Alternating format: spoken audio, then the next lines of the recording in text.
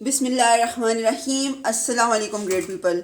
आपके अपने channel ability SS creative में आपका बहुत बहुत वेलकम। तो आज जो हम बनाने जा रहे हैं वो बहुत ही मज़ेदार चीज़ है। बच्चों को क्या, ये बड़ों को भी उसी तरह से बहुत पसंद है। ऑरेंज का सीज़न है तो हमने सोचा क्यों ना आपके लिए एक मज़े की चीज़ बनाई जाए ऑरेंज से। तो आज हम जो बनाने जा रहे हैं वो है ऑरेंज आइसक्रीम, जो कि आप बहुत ही कम इंग्रेडिएंट के साथ जल्दी से अपने घर में आराम से बना सकते हैं।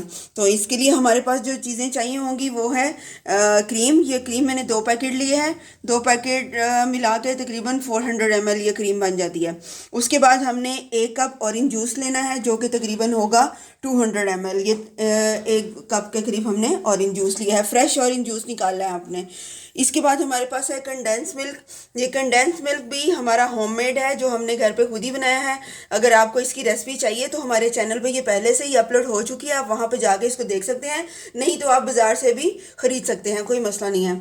इसके बाद हमारे पास आ जाता है वनीला एसेंस। ये ऑप्शनल है, ये आप डालना चाहें तो डालें वरना नहीं डालें। इसमें आप ऑरेंज एसेंस भी यूज़ कर सकते हैं।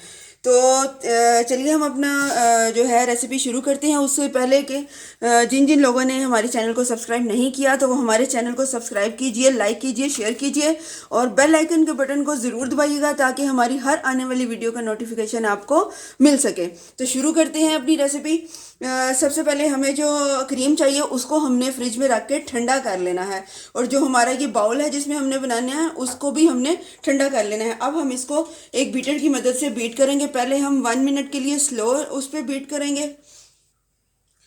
और दूसरा ये कि मैंने पहले से ही ये क्रीम ठंडी कर ली थी, फ्रिज में रखी हुई थी, तो मैं इसको फ़ौरन बीट करने लगी हूँ। पहले हम स्लो स्पीड पे करेंगे इसको 1 मिनट के लिए। आहिस्ता आहिस्ता हम जो है इसकी स्पीड बढ़ाते जाएंगे। 1 मिनट के लिए हम इसको स्लो स्पीड पे रखेंगे।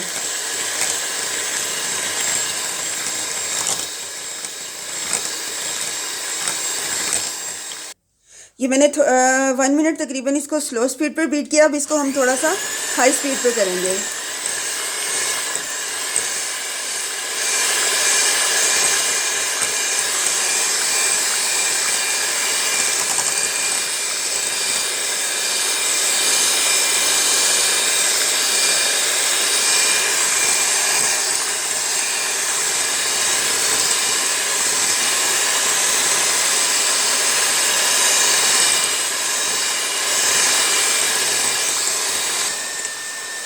ये थोड़ी सी हमारी बीट हुई है क्रीम।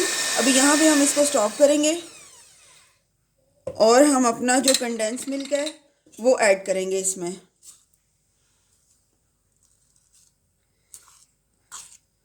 ये देखिए कितना गाढ़ा है, जो हमने घर पे खुद ही बनाया। इसकी रेसिपी आपको हमारे चैनल पे मिल जाएगी, आप इजीली वहाँ पे जाके देख सकते हैं।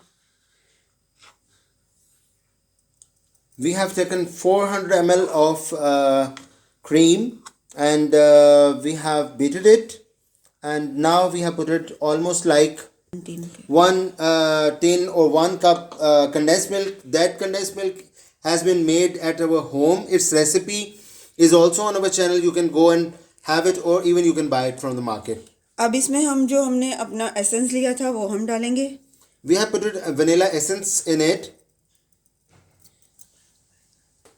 अच्छा, यहाँ पे एक और चीज़ मेरे पास है, ये है ऑरेंज फूड कलर। ये भी बिल्कुल ऑप्शनल है, आपके पास है तो आप डालें वरना ये कोई ज़रूरी नहीं है कि आप इसमें डालें। बस इसकी लुक ज़रा इससे थोड़ी सी अच्छी हो जाती है, तो ये भी इसके साथ ऐड कर देंगे। We are using orange food color in इसको it. हम दोबारा से बीट करेंगे। Now we'll beat it again.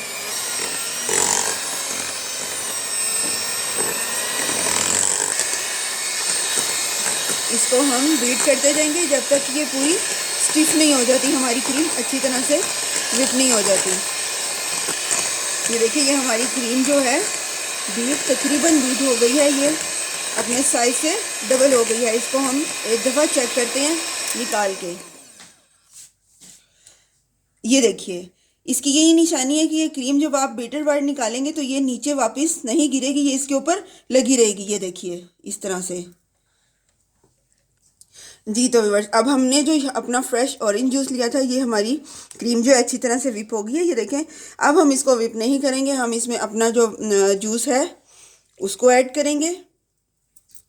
और इसको किसी भी स्पैचुला से हम इस तरह से मिक्स कर लेंगे। इस तरह से हम इसको मिक्स करते जाएंगे।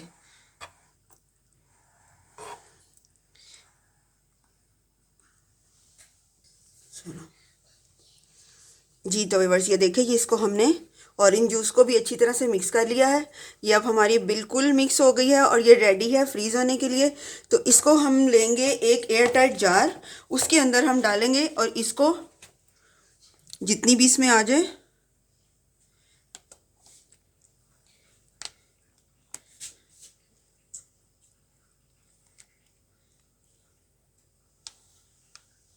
ये देखिए, ये इसमें हमने डाल लिया। और ये मैं आपको बताती चलूँ कि ये जो हमारे पास कंटेनर है ये तकरीबन 2 लीटर का है। ये हमने 400 ml क्रीम और 1 कप जो हमारे पास था कंडेंस मिल्क और 1 कप हमारे पास था ऑरेंज जूस, उससे हमने ये तकरीबन 2 लीटर जो है कंटेनर तैयार किया है। अब इसको हमने क्या करना है, आपने कोई प्लास्टिक ले लें या क्लिंग रैप ले लें, आप उसको आपने इसके ऊपर लगाना है और इसके ऊपर आपने ढक्कन दे के इसको आपने ओवरनाइट के लिए फ्रिज में रख देना है। उसके बाद जैसे ही ये रेडी होगी तो हम इसकी आपको फाइनल लुक दिखाएंगे।